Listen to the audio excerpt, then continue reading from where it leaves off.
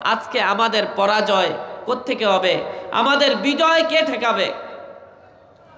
এইটা আসার কারণে আল্লাহ রাব্বুল আলামিন আয়াত নাজিল করে দিয়েছেন।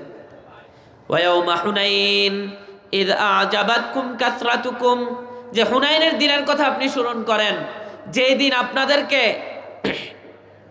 মুসলমান নব মুসলমান কেউ কেউ এরকম ধারণা করেছিল যে তাদের আধিক্যতা কোনো কিছু তাদের কাছে দাঁড়াতে পারবে না, সবাই পরাজয় বরণ করবে। কিন্তু আল্লাহ বুঝাই দিলেন, না, আধিক্যতা পরাজয় বিজয় হয় না।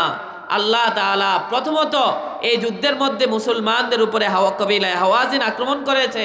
আক্রমণ করার কারণে মুসলমানরা বিক্ষিপ্ত হয়ে গিয়েছে। আল্লাহ তাআলা দেখায় দিলেন যে আধিক্যতা কোনো বিজয় বা সফলতার মাপকাঠি হতে পারে না। এরপরে আল্লাহ রাব্বুল আলামিনের হুকুমে মুসলমানদেরই বিজয় হয়েছিল, কিন্তু আল্লাহ দেখাইলেন যে অধিক থাকলে, অস্ত্র বেশি থাকলেই যে যুদ্ধে বিজয় অর্জন করবে, লোক বেশি থাকলেই সেটা সফল হবে, সেটা ঠিক নয়, সেই ধারণা ঠিক না। বরং আল্লাহ অল্প সংখ্যকের মধ্যেও সফলতা দিতে পারেন, আল্লাহ অল্প সংখ্যকের মধ্যেও কামিয়াবি দিতে পারেন, বিজয় দান করতে পারেন। এই জন্য আমাদের হীনমন্যতা হওয়ার কোনো কারণ নাই যে আমরা লোক সংখ্যা কম, বাজারে গেলে আরো অনেক বেশি লোক পাওয়া যাবে, তো আমরা হয়তো এই মাহফিলটা সফল কাম হয়নি। না, এটা নয়। একজনও যদি সঠিক নিয়তে আসে, সে মাহফিল কামিয়াবি। যারা বাজারে আছে তারা বাজারে রইল, তারা সফল হতে পারলো না, কিন্তু একজন আসলে একজনই সফল, যদি নিয়ত সঠিক থাকে। যদি কি থাকে? নিয়ত সঠিক থাকে।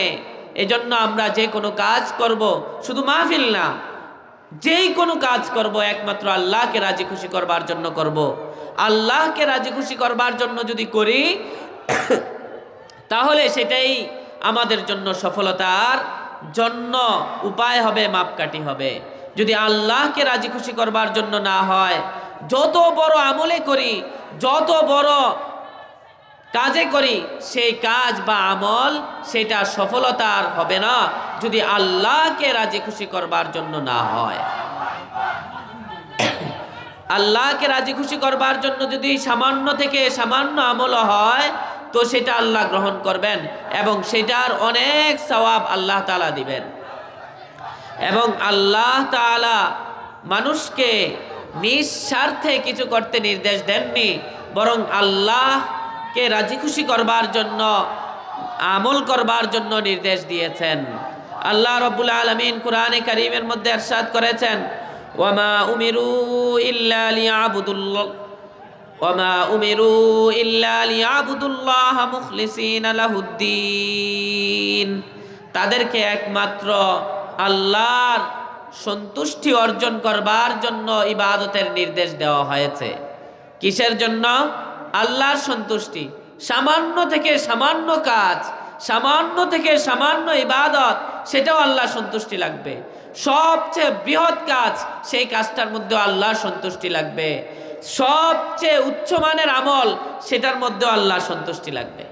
এজন্য আল্লাহ রাব্বুল আলামিন রাসূলুল্লাহ সাল্লাল্লাহু আলাইহি ওয়াসাল্লামকে বলেছেন, হে নবী, আপনি ঘোষণা করেন, কুল ইন্না সালাতি ওয়া নুসুকি ওয়া মাহইয়ায়া ওয়া মামাতি লিল্লাহি রাব্বিল আলামিন।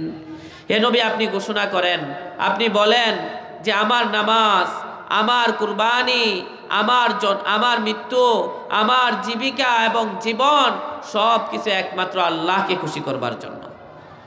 আমি দুনিয়াতে বেঁচে থাকা, দুনিয়ার প্রত্যেকটা আমার নকল এবং হরকত, প্রত্যেকটা কথা, প্রত্যেকটা বলা, প্রত্যেকটা চলা, প্রত্যেকটা আমল করা, সব কয়টা একমাত্র আল্লাহকে রাজি খুশি করবার জন্য, সেটা আপনি ঘোষণা করেন।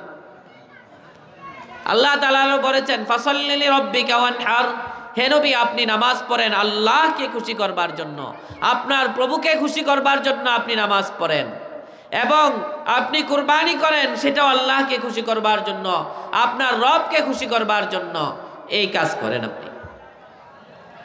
তো আল্লাহ নির্দেশ দিয়েছেন, আল্লাহ যেই আমল আল্লাহর সন্তুষ্টির জন্য হয় সেটাই গ্রহণ করেন, যেটা আল্লাহর সন্তুষ্টির জন্য হয় না সেটা আল্লাহ গ্রহণ করেন না। এই মর্মে হাদিসও আছে।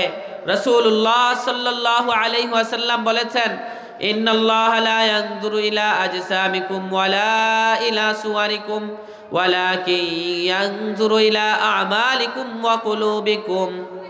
আল্লাহ তাআলা তোমাদের শরীর, দেহ, তোমাদের আকৃতি এগুলার দিকে তাকান না, অর্থাৎ এগুলার কোনো বড়াই করেন না, বরং আল্লাহ তোমাদের তাকায় তোমাদের আমল, তোমাদের অন্তর, এগুলার দিকে। তোমাদের অন্তর কতটুকু আল্লাহর সন্তুষ্টির জন্য হয়েছে, তোমাদের আমলটা কতটুকু আল্লাহর রাজি খুশি করবার জন্য হয়েছে, সেটা আল্লাহ তাকাইবেন এবং সেটার প্রতিদান দিবেন।